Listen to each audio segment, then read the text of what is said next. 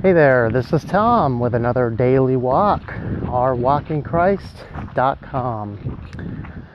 So today is a little special and unusual video in that I'm actually recording it the day I'm posting it live. It is 9/11, so I thought that it was appropriate to talk about 9/11.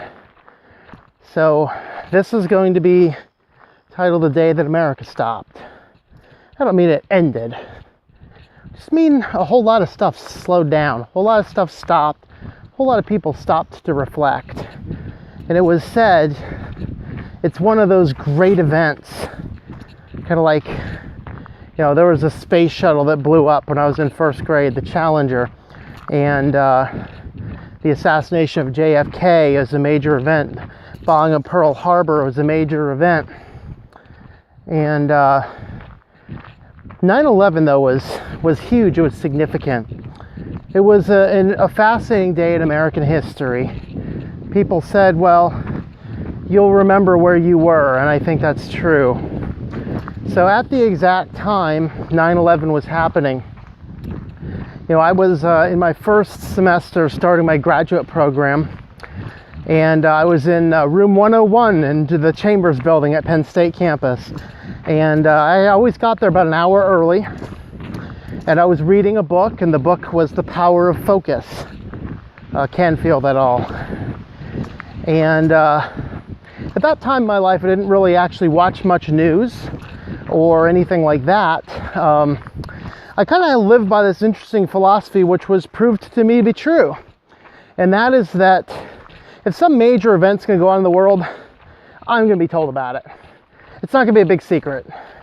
And in reality, that's what happened that day. I'd get on campus about 8 a.m. When the bus would drop you off, maybe like 8:15 or so. I caught that bus in case the other one was late. It'd put me just a little bit later for class I'd like to be. So the room was not used, and so I'd sit there for about an hour in an empty room reading my book. And that day I was reading, and our class started, and nothing really special, I think, ended there. And I want to say that our class was over at 9, or somewhere right around 9. Maybe it was 9:30, maybe it was 9:45. I forget exactly. I want to say the class started at 9 and it was over around 9:45, 9:50.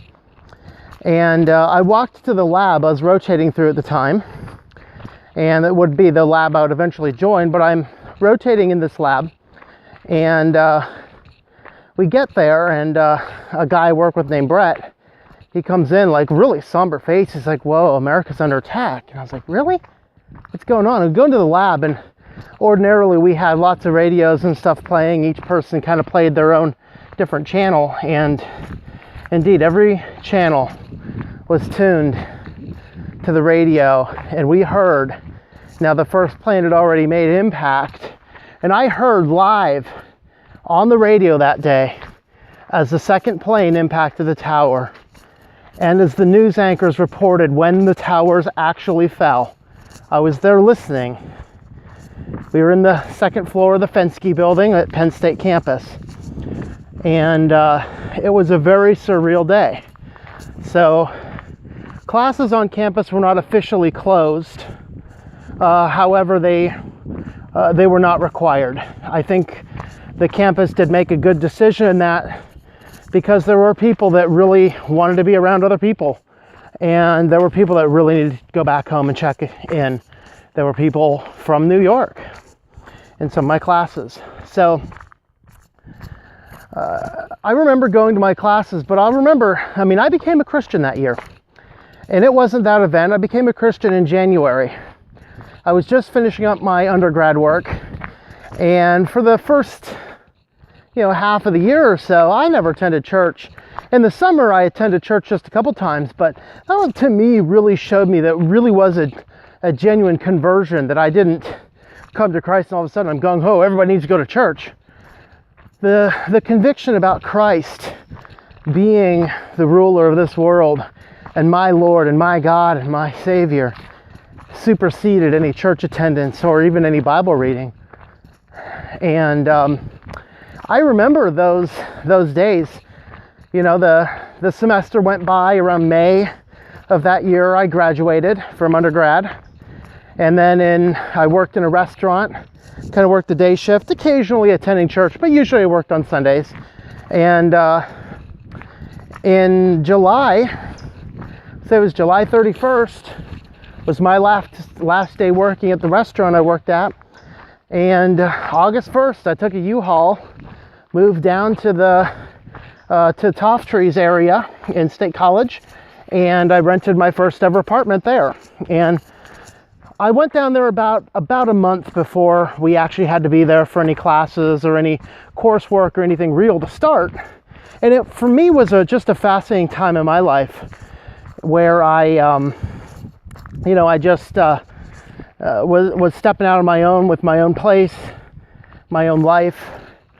And I moved to this town where I didn't know anybody, and honestly, I just didn't even think about church attendance, to be perfectly transparent with you. I had a Bible I was reading a few times, and I wasn't sitting there reading the Bible so consistently, but I never really came to this point where I'm like, I'm not really a Christian or not really a believer or anything. But I'll tell you that 9/11 really shook up the world. I came back home early because I didn't have to stay in the lab all day. I came back home early and I turned on the radio at my place and I just listened to some more, and I thought, man.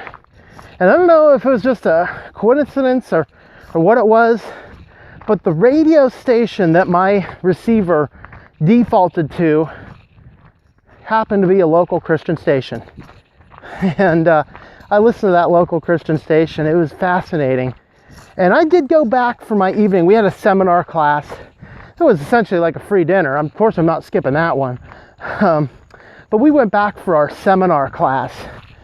And I distinctly remember, first time ever, I threw my Bible in my backpack. And I went back to campus that day and had that Bible with me. And, I made it a point the following day on September 12th of picking up each of the major newspapers. So I had a local newspaper, a New York Times, and a USA Today.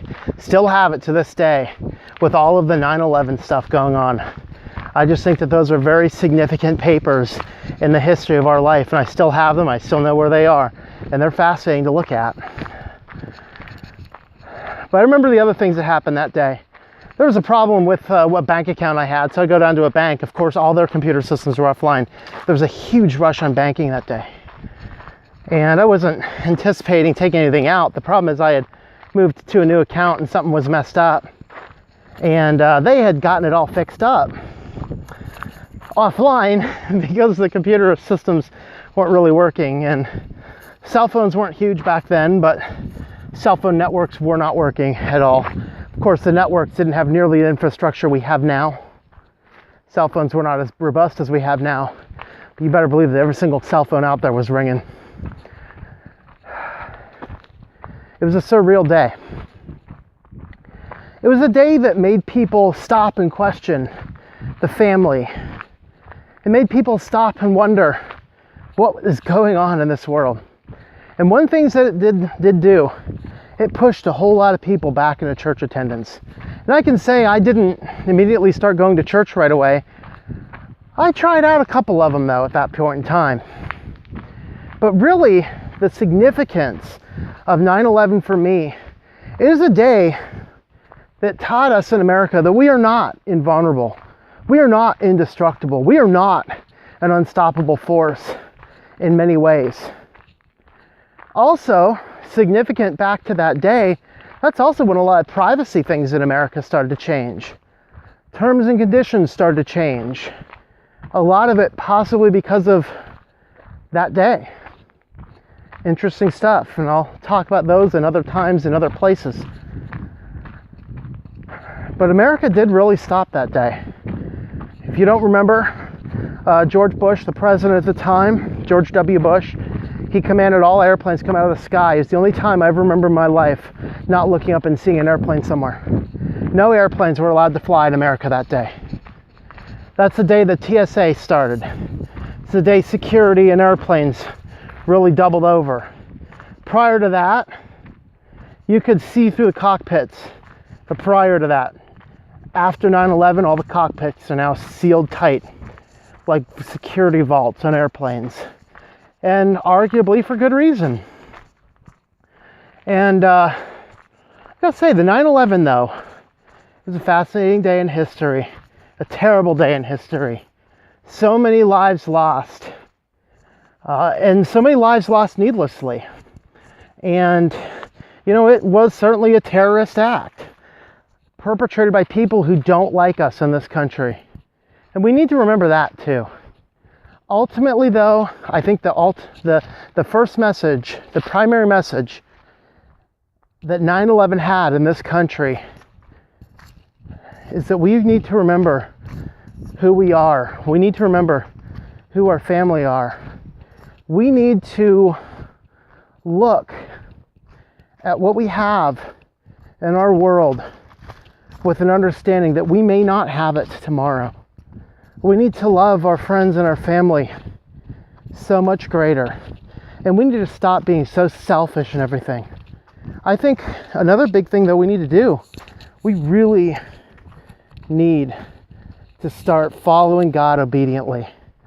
Because if we don't start doing that, if we're not following God obediently, we're just waiting for that same thing to happen again.